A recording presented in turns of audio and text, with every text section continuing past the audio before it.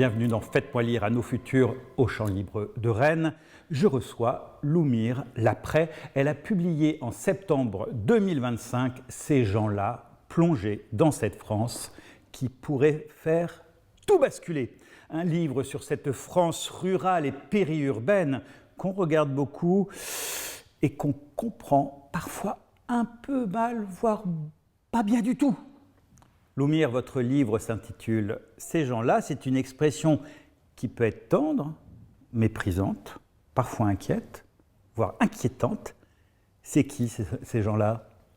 C'est les personnes que j'aime, avec qui j'ai grandi et qui habitent la France où je suis née et voilà, où je suis devenue qui je suis, c'est-à-dire, alors là en l'occurrence la plaine de l'Ain, donc, qui est la zone dont je viens, entre Lyon et Genève, qui est une zone anciennement rurale, en voie de périurbanisation, largement peuplée de classes populaires, qui travaillent majoritairement dans des positions qu'on appelle subalternes, c'est-à-dire avec peu de pouvoir sur leur quotidien, donc en usine ou en tant qu'employé dans des petites entreprises ou dans des moins chez nous, mais ou aussi au service des administrations et de l'État.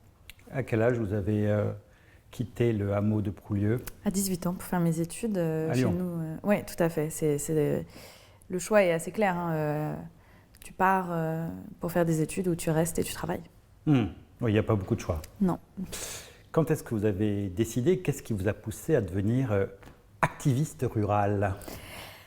Je pense que j'ai toujours été très en colère par le milieu dans lequel j'ai grandi, qui était plein de contradictions. Un milieu donc très populaire, mais moi je grandissais avec une mère prof qui elle-même venait d'un milieu très populaire. Donc il y avait, et en fait sur des situations, des faits objectifs, donc par exemple ma copine, son papa est licencié pendant une crise économique. Et le regard sur ce licenciement, du côté de ma mère, il vient par une explication du système, et du côté de la famille même de cet homme, c'est une explication par la faillite morale. C'est qu'il ne devait pas travailler assez, c'est que son collègue arabe lui a pris la place. Et donc, l'entrechoquement de ces différentes explications de mêmes faits était très déstabilisante pour moi. J'avais l'impression qu'il y avait deux mondes, le monde de la maison où on expliquait la chose avec des inégalités structurelles et le monde de dehors où la même vie n'était pas le sens qui en était fait, était complètement différent. Une dissonance très forte. Et puis, j'ai aussi été témoin de beaucoup de violences sociales, qui étaient verbalisées et contextualisées par ma mère. Voilà, quand j'allais chez mes copines et qu'il n'y avait pas d'endroit pour faire les devoirs, par exemple, et qu'on faisait les devoirs sur un bout de canapé avec la télé à fond, et que je racontais ça à ma mère, qui elle était prof, elle me disait, oui, tu sais, tout le monde n'a pas la chance de voir l'école sacralisée, tout le monde n'a pas de livres, tout le monde n'a pas de discussion à table. Et en même temps, j'ai grandi avec beaucoup de joie autour de moi. Moi, j'ai été très, très heureuse de grandir dans le milieu où j'ai grandi, parce que c'était un milieu plein d'interconnaissances, de famille, de bruit, de fêtes, d'amour.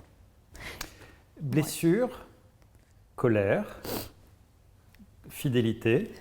Le cocktail de l'activisme. Joie et revanche. Oui, revanche, je crois, pendant un moment. À partir des quatre premiers, la colère s'est muée en revanche et vous l'avez dépassée ? J'aime pas le mot de revanche parce que je trouve ça très individuel. Je pense que j'ai eu, comme beaucoup de gens qui changent de milieu, un moment de revanche perso quand je suis arrivée à Sciences Po. Voilà, je voulais prouver que j'avais ma place dans l'élite. Mais je suis très heureuse et très reconnaissante à la politique et aux mouvements sociaux de m'avoir permis de dépasser cette colère personnelle et d'en faire une aspiration à la justice. C'est comme ça que je décrirais. Vous l'avez universalisé en quelque sorte. Oui, et ça c'est vraiment grâce aux personnes qui m'ont entourée et qui m'ont prouvé que la colère, elle n'était féconde que quand elle était canalisée dans de l'action et dans l'action au service du plus grand nombre. On dirait du Lénine. C'est mon côté marxiste, que voulez-vous ? Est-ce qu'il y a un moment dans votre parcours où vous avez senti qu'il fallait traduire d'où vous veniez ? Oui, je pense que déjà, c'est un peu ce dialogue entre une aspiration personnelle et une aspiration collective, mais je pense que la littérature nous montre que traduire, utiliser le mot, l'image, l'art pour expliquer qui on est, ça permet aussi de se clarifier sur... C'est une élucidation personnelle. Voilà, exactement, un cheminement. Mais surtout, donc moi j'ai eu besoin de faire ça quand je suis rentrée habiter dans l'Ain. Parce que pendant le Covid, je suis rentrée habiter chez moi et j'ai eu besoin de comprendre qui j'étais. Après avoir passé 18 ans dans mon village, en être partie 10 ans et revenir, j'étais une autre personne et en même temps j'étais toujours la petite l'après. Donc ça, l'écriture, moi personnellement, intimement, m'a aidée à clarifier comment je me sentais, mais surtout politiquement, j'ai eu beaucoup de mal dans mon camp politique qui est la gauche à parler des sujets qui agitent les miens. Parce qu'en fait, ils ne savent pas qui nous sommes. On va venir sur la partie dont vous parlez, qui est au cœur de votre sujet. Je finis et on y va. Je raffine encore ma question. Est-ce que vous avez déjà eu honte de votre origine et est-ce que vous avez déjà eu honte de votre honte ? Oui, bien sûr. C'est, je crois, enfin, d'autres l'ont décrit bien mieux que moi. Hein. Je pense à Annie Ernaux, par exemple. Quand on arrive dans un milieu extrêmement homogène socialement, ce qui a été mon cas quand je suis arrivée à Sciences Po, et qu'on réalise que ce milieu, non seulement il n'est pas fait par nous ni pour nous, mais qu'il est même fait pour s'assurer qu'on n'y rentre pas trop ou seulement par effraction. Moi, j'ai fait une dépression en arrivant à Sciences Po, je le dis dans mon livre. J'ai été tellement terrorisée que le système réalise qu'il avait fait une erreur en me laissant rentrer. Qu'il allait me mettre à la porte, que donc je n'en ai pas dormi pendant des années. J'ai été insomniaque. Et c'est bien l'action collective d'ailleurs qui m'a permis de sortir de cette souffrance de gagner en légitimité, en auto-légitimité. En fait, de réaliser que je n'étais pas seule, que ça n'était pas un problème... Une faillite morale individuelle, mais que c'était un système dont structurel, collectif, était de nous garder au loin et même en nous accueillant, de s'assurer qu'on ne viendrait pas trop le disrupter et qu'on ne serait accueillis qu'à condition que nous devenions comme la majorité, enfin comme ce qui était attendu de nous en termes vestimentaires, en termes d'identité politique, partisane, etc. De code, etc. Et je crois que j'ai réussi à m'émanciper de ce déchirement entre loyauté absolue au milieu d'où je venais, qui en même temps n'était pas vrai. Enfin, moi, j'ai toujours été différente chez moi. Comme je le disais, voilà, chez moi, il y avait des livres, on votait à gauche. Enfin, c'était clairement pas l'expérience majoritaire de là où j'ai grandi. Et j'étais heureuse de partir aussi parce que j'avais hâte de trouver autre chose, de trouver des gens avec qui me réunir sur des valeurs, des gens qui parlaient de littérature, qui était, c'est vrai, pas une expérience que j'avais eue à la maison. Et en même temps, l'impression que dire ça suggérait de jeter les gens que j'aimais sous le bus. Et puis, pour être tout à fait transparente, je n'ai pas trouvé ça à Sciences Po. J'ai trouvé des gens qui avaient acquis une espèce de culture légitime par obligation familiale, mais qui finalement avaient souvent assez peu de passion pour les choses dont ils parlaient. En fait, ce dont vous parlez, ce n'est pas forcément la réalité, avant tout, c'est l'assignation. Oui, je crois que...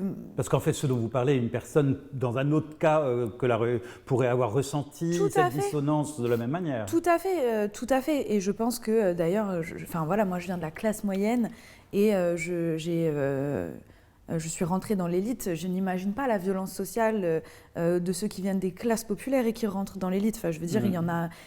Moi, l'expérience que j'ai, elle est assez courante finalement. On en parle rarement, mais il y a des gens qui ont vécu des choses bien plus dures que moi, bien plus... je veux dire, moi je suis blanche, donc en fait quand on me regarde, on ne peut pas se dire que je n'en viens pas. Moi je le sais intimement. Et je pense que c'est pour ça aussi que c'était une expérience isolante, parce que se posait toujours la question de est-ce que je dois l'annoncer ? Est-ce que je dois me démasquer ? Alors que, oui, si on porte un hijab, si on a un nom à consonance nord-africaine, si on est noir, ça nous précède. En fait, voilà, ça nous précède. Ce qui est une violence bien plus forte Donc voilà, c'est pour ça que je partage et que je veux pas, j'en parle pas tant que ça, parce que pour moi, c'est pas le cœur de mon engagement, cette expérience personnelle. Le cœur de mon engagement, c'est comment c'est possible Moi, ce qui m'a vraiment choquée en arrivant à Sciences Po, c'est que les cours que j'avais de sociologie, de politique, d'économie, de droit, portaient majoritairement sur les gens avec qui j'avais grandi, donc les classes populaires, parce que faire partie d'une classe populaire, gagner moins de 1 700 €, c'est une expérience majoritaire en France, mais que personne ne parlait d'eux. Et ça m'a mise profondément en colère de me dire, mais non seulement, enfin, vous parlez des gens que j'aime sans qu'ils soient dans la pièce, par ailleurs, vous me faites sentir que je n'ai pas ma place ici, mais qu'est-ce qui se passe? Et c'est vous qui allez faire les lois et qui allez diriger le pays alors que vous n'avez aucune notion de ce qu'on vit. Mais c'est lunaire en fait. Et ça m'a mis beaucoup en colère. On vient finalement de travailler et de définir 2 versants sur lesquels on va continuer. Un premier versant qui est au cœur de votre travail, c'est sur la question du vote RN dans les milieux ruraux, et l'autre peut-être de la spécificité de la gauche culturelle française. Pour la première question, pour le premier versant, donc votre travail consiste à essayer de comprendre pourquoi des territoires basculent vers le Rassemblement national. Alors, d'agir surtout, alors, je dirais. Je ne suis pas sociologue. Alors, vous n'êtes pas sociologue, vous êtes dans l'action. Précisément, vous revendiquez quelque chose d'autre comme manière de faire et d'être. Dites-nous ce que vous faites. Mon travail, c'est de faire en sorte que l'extrême droite arrête de gagner le cœur et l'esprit des classes populaires rurales blanches. C'est ça mon travail. Ça passe notamment par la compréhension des raisons pour lesquelles ils gagnent. Mais c'est plutôt un préambule que mon objet. Mon objet, c'est de dire comment est-ce que je sors des griffes de cette idéologie mortifère et violente des gens que j'aime, tout simplement. Et qui, je pense, profondément n'ont pas de notion de ce qu'ils sont en train de faire quand ils votent pour le parti à la flamme. Je le crois profondément. Ce que pense une grande partie de la gauche culturelle, mais ça sera la deuxième version de la question. On va rester au premier. Comment vous faites alors ? Alors, il y a plein de manières de faire mon métier et je veux dire, bon, moi je le fais, mais il y a plein d'autres gens qui le font. Les syndicats, quand la CGT, la CFDT s'engagent contre l'extrême droite et qu'elles forment leurs adhérentes à l'extrême droite, c'est une manière de le faire. Les profs qui enseignent, comme ma mère, dans un collège où le vote d'extrême droite monte et enseignent la Shoah, enseignent la guerre d'Algérie, c'est une manière de le faire. Enfin, je veux dire, je pense qu'on est finalement extrêmement nombreux et nombreuses à faire ce travail. Moi, l'approche que j'ai choisi, c'est ce qu'on appelle la conversation intentionnelle. C'est une manière d'avoir des conversations politiques. Ouais. L'objectif, c'est d'avoir une conversation où l'on comprend d'où viennent les émotions qui sont liées au vote. Il y a une méconception, je pense, largement répandue chez les militants politiques, et notamment les élites politiques, qui croient que la plupart des gens votent par conviction idéologique. Moi, ce que j'observe sur le terrain, ça n'est pas le cas. Là, les gens expérimentent le monde et de ça, ils tirent des conclusions politiques. Donc, à travers un système bien marqué par l'émotionnel aussi. Bah oui, parce qu'on n'est que des émotions. Enfin, je veux dire, le nombre de gens qui m'ont expliqué que le vote RN venait d'une expérience qu'ils ont eue.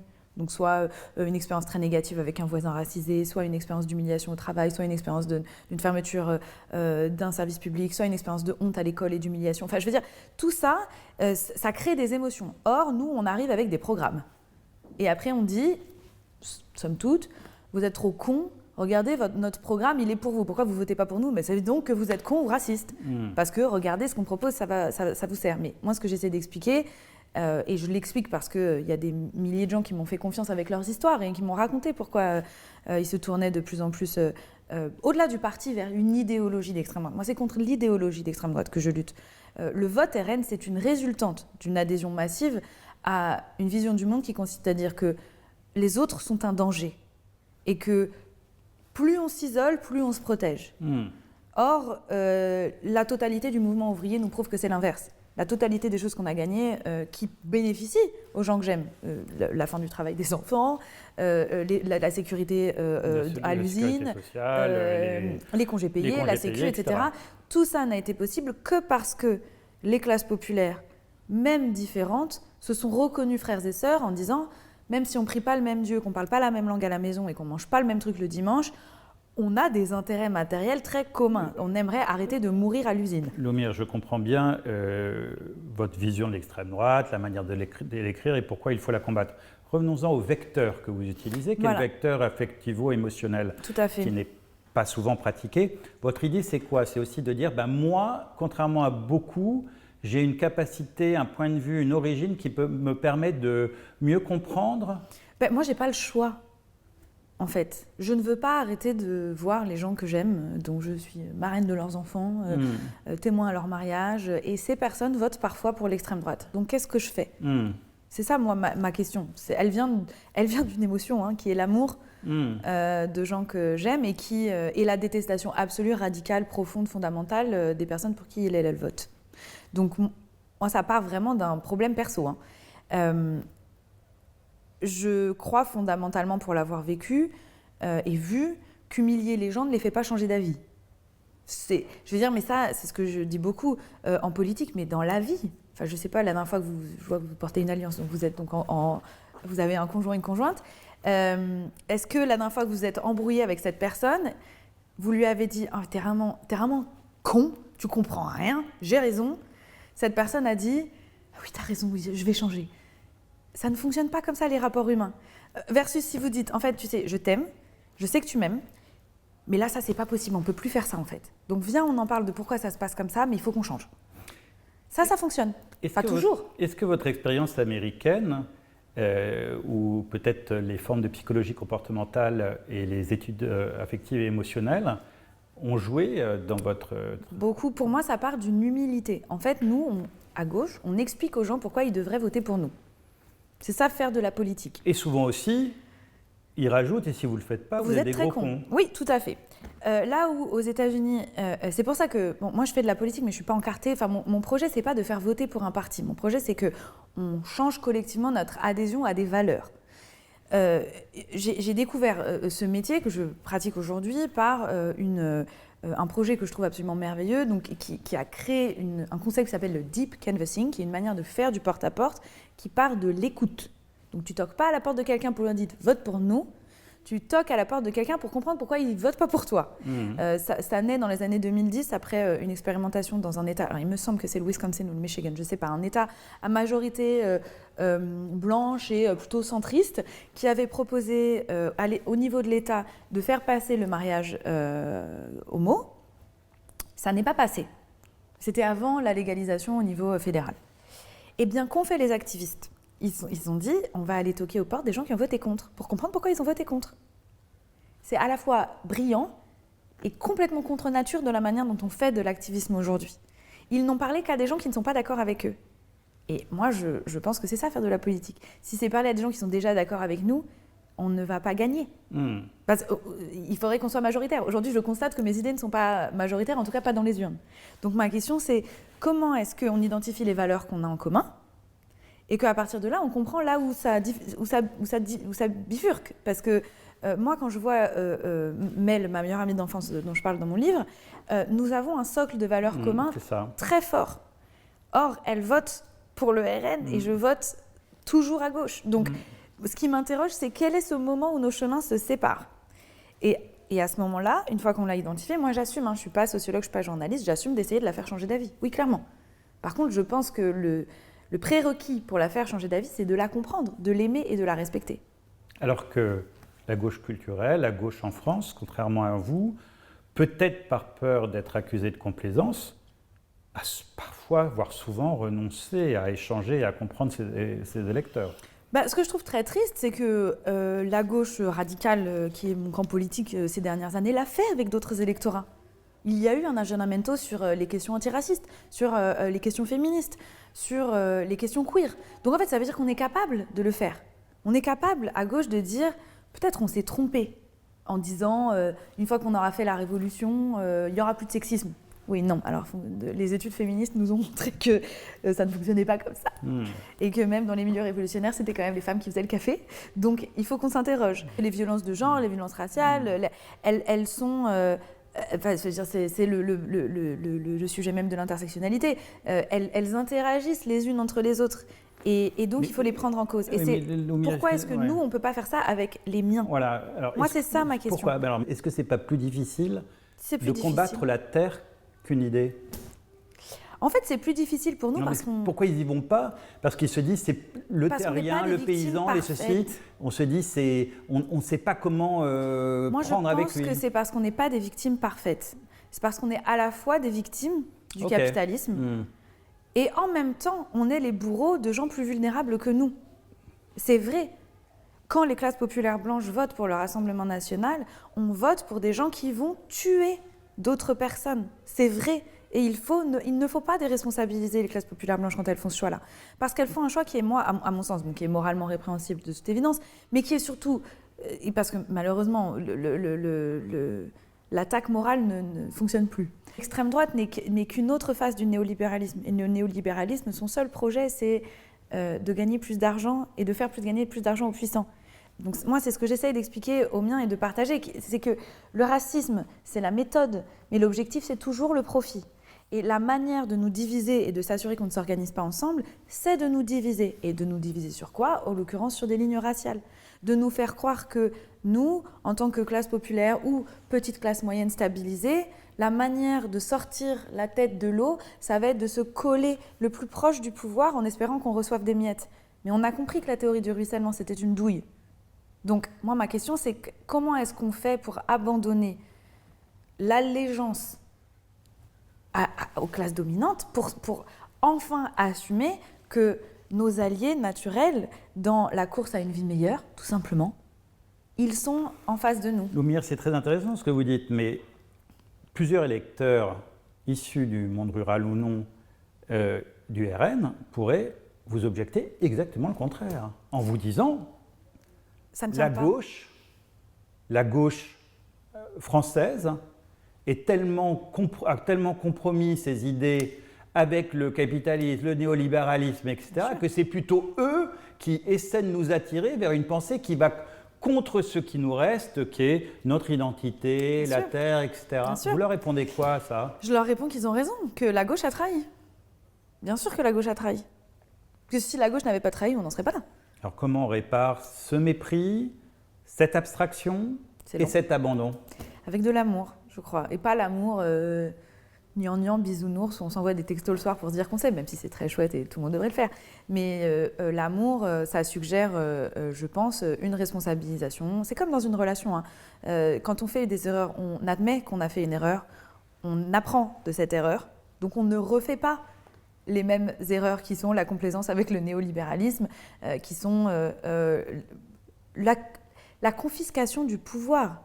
Aujourd'hui, démocratiser la politique, il y a un projet qui travaille sur pourquoi les classes populaires ne sont pas mieux représentées en politique, notamment au niveau d'élus, le montre. Il y a une confiscation du pouvoir, à tous les partis d'ailleurs, par les classes dominantes. Il y a 6%, dans mon coin, il y a 75% de classes populaires. Il y a 6% de députés aujourd'hui en France qui sont issus des classes populaires.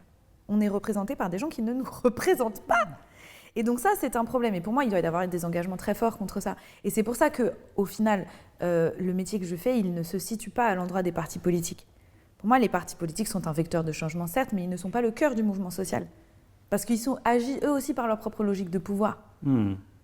Et donc la question, c'est comment est-ce qu'on crée un mouvement social assez fort pour entamer une confrontation, un rapport de force, un rapport de pouvoir avec les partis politiques, y compris de gauche. Oui, mais j'insiste, votre pari, il est très beau. Mais comment la gauche peut-elle faire pour parler à des gens qui ne veulent plus entendre parler d'elle? Pour moi, encore une fois, le sujet, c'est pas forcément la gauche ou la droite, c'est l'idéologie. Non, mais, donc, mais l'idéologie portée par la gauche, comment on fait quand les gens, on les a tellement braqués qu'ils ne veulent plus en entendre parler? En fait, on leur prouve que, par les actes, déjà, je pense qu'il faut qu'on arrête de parler. Chez moi, on dit, je suis comme saint Thomas, je crois que ce que je vois. On fait.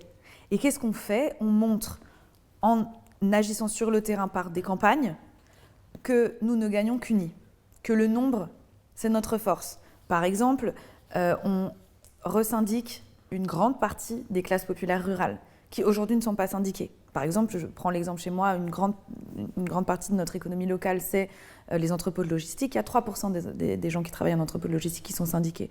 Oui, forcément, ils se font marcher dessus. Ils ne sont pas CDIsés, ils sont tous maintenus en intérim. Il y a pas ils sont forcés de travailler le samedi quand ils ne le choisissent pas. Donc en fait, on prouve aux gens que quand on est ensemble, arabes, noirs, albanais, sur la chaîne, tout le monde travaille pareil. On prouve aux gens en le faisant que quand on se met ensemble, on gagne des victoires concrètes qui changent la vie matérielle. Certes, mais autour de quel récit commun, Loumire ?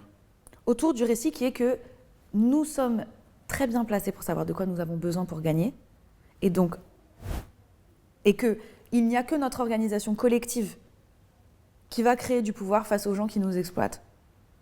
Concrètement, je sais, ça fait un peu marxiste dit comme ça, hein, mais par exemple, pour donner un exemple, il n'y a que en se syndiquant et en menant une bagarre sur son lieu de travail qu'on sera respecté, qu'on sera CDIsé, par exemple. Moi, je pense qu'aujourd'hui, il y a beaucoup de bagarres qu'on ne mène pas alors qu'on devrait les mener. Dans cet entrepôt de logistique où je travaillais, je raconte cette expérience dans mon livre, 52% de la masse salariale n'est pas salariée, elle est en intérim. Alors, je veux bien qu'il y ait 2-3 jeunes qui préfèrent faire de l'intérim parce qu'après ils touchent le chômage ou je sais pas quoi. C'est pas la majorité des gens que j'ai vus. Hein. La majorité des gens que j'ai vus, ils veulent être CDIsés parce que quand on est CDIsé, on peut faire un crédit. Quand on peut faire un crédit, on peut s'installer, on peut avoir des enfants, etc. Quand est-ce qu'on fait une bagarre quand est-ce qu'on se dit maintenant ça suffit, on veut être CDIsé et qu'on s'organise. Mais ça va prendre beaucoup de temps et ça ne peut pas être tributaire des élections. En fait, quand je vois que le sujet de la gauche aujourd'hui, c'est les alliances aux municipales et qui va être candidat à la présidentielle. Mais non, le sujet, c'est comment est-ce qu'on va faire pour prouver à nouveau que la solidarité, la mutualisation des efforts, des ressources, des galères et des rêves, c'est ça qui va nous faire gagner. Oui, et le respect des droits acquis. Mais encore une fois, qui est-ce qui porte ça en France ? Qu'est-ce qui défend ça ? Le syndicalisme, je crois. Le syndicalisme, l'extrême gauche et l'extrême droite, c'est quand même problématique. J'en viens quand même à une autre question, pas une autre question, non, mais qui est parallèle. Je reprends par contre parce que non, l'extrême droite ne porte pas ça. L'extrême droite porte un discours qui fait croire aux gens qu'elle porte ça. L'extrême droite, dans les faits, c'est le capitalisme, le fascisme en plus. Hein. Non, mais il faut le redire. Hein. Je veux dire, l'union des droites qui est en train de se faire autour de Jordan Bardella, c'est le néolibéralisme teinté de racisme. C'est la Macronie en 8 fois pire parce que fasciste. Enfin, je veux dire, il suffit de voir ce qui se passe dans la totalité des pays qui sont gagnés par des leaders d'extrême droite, que ce soit Milei, Trump, Orban, Meloni, Bolsonaro. À chaque fois, les classes populaires, y compris les classes populaires blanches rurales, sont jetées sous le bus. Systématiquement. C'est une douille. Dans cette manière tout à fait personnelle, mais qu'on peut partager de votre analyse politique, et surtout on partage votre enthousiasme, il y a une lecture particulière que vous avez et que j'ai sentie liée à un rapport à l'être humain, à l'histoire, assez personnel, et j'aimerais qu'on conclue sur cet aspect-là, parce qu'il est peu abordé en France, contrairement à plein d'autres pays, en raison sans doute d'une malheureuse tradition anti-spirituelle. Vous êtes converti lors de votre séjour aux États-Unis, vous étiez attaché parlementaire, vous êtes converti au christianisme. Vous pouvez nous en dire plus et en quoi cela a-t-il joué dans votre combat actuel ? Oui, alors c'est marrant, j'en parle rarement, c'est très intime comme question. Ce que je dirais, c'est qu'en France, quelque chose qui me pèse beaucoup dans la gauche radicale, c'est son âpreté. C'est très sec. Pourtant, il me semble que nous sommes le camp de la spiritualité au sens de... par exemple, mon slogan préféré, c'est « Du pain et des roses ». C'est un slogan ouvrier qui est absolument fondamental, qui dit « Nous avons besoin de sécurité matérielle, le pain, donc à manger, un logement, et des roses, c'est-à-dire de l'art, de la beauté, de l'amour, de la joie ». Et pour moi, le matérialisme historique dans lequel on s'inscrit en disant il faut qu'on gagne des droits, il faut qu'on gagne... qui est fondamental, bien évidemment que si tu vis dehors et que tu es exploité par ton patron, c'est cool de savoir que l'art existe, mais c'est plus difficile d'accès. Mais en fait, on ne peut pas se battre que pour du matériel. Et il me semble qu'en France, suite à notre bagarre absolument nécessaire pour nous libérer du joug du Vatican et de l'Église catholique et de son influence réelle qu'elle avait sur le monde politique, on a confusé l'importance politique enfin, je veux dire, l'Église catholique, à ce stade, c'est un État. Enfin, je veux dire, c'est d'ailleurs, c'en est un littéralement. Et la spiritualité. Et vous le disiez, mais j'ai passé pas mal de temps aux États-Unis, où la tradition, le mouvement social, notamment des droits civiques, mais les autres aussi. Hein. Enfin, je veux dire, on pourrait parler du mouvement de syndicalisation des travailleurs agricoles de César Chavez dans les années 70 en Californie. Enfin, je veux dire, Théologie de la libération, Martin Luther King. Tout est teinté c'est le pays de Dieu, eux-mêmes le disent. Hein, donc la spiritualité est au cœur de tout. Et qu'est-ce que ça permet? Ça permet déjà l'espoir, ça permet une compréhension du temps long aussi. On n'est pas, en fait, on travaille collectivement à une vision de très long terme. On sait qu'on ne gagne pas du jour au lendemain. Ça permet la réconciliation et la réparation. Moi, je le disais, je n'ai pas le choix que de gagner cette bagarre dans les cœurs et les esprits de mes proches, parce qu'il est impossible pour moi d'imaginer un jour où je devrais me poser la question de les sortir de ma vie parce qu'ils auront participé à mettre au pouvoir des fascistes. Je refuse ça. Et donc, dans cette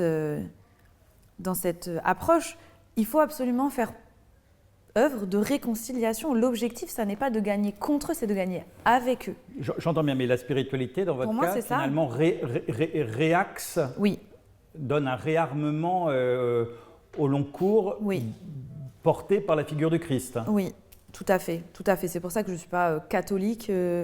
Moi, la figure qui m'inspire, c'est la figure du Christ. Et puis, c'est quand même le plus grand mouvement social de l'histoire, hein, en tant qu'activiste. On peut même dire que c'est le premier révolutionnaire.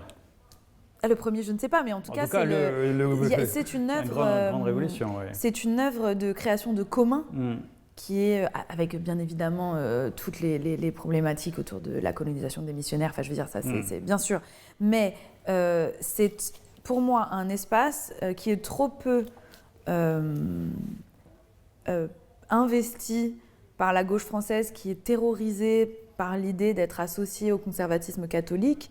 Non, mais c'est pire que ça, la gauche, à partir des années 70, a évacué le spirituel, ce qui a été une erreur stratégique. Et elle le complète, refuse, même. Elle le refuse tant, et elle l'a tant refusé, je crois qu'elle ne le comprend plus. Elle ne comprend plus. Oui. Et il y a j'attire juste l'attention sur, par exemple, ce nouveau magazine qui s'appelle Le Cri, qui est un magazine de catho de gauche, qui travaille là-dessus, sur la spiritualité et la gauche, sur moi, je pense qu'on a besoin de nourriture spirituelle, et je suis chrétienne au même titre que je vais voir des films, que j'écoute de la musique, que j'aime manger. Enfin, je veux dire, ça me procure une joie physique, un charisme, une expérience sensuelle au sens des sens de la vie. Et énergique. Et énergétique, voilà. Ça me donne beaucoup d'espoir. Ça me permet aussi de garder un cap. Écoutez Loumire, merci beaucoup pour ces très belles paroles. Faites-moi lire, c'est fini. Et comme on l'a compris avec Loumire, l'important c'est de basculer sans perdre l'équilibre.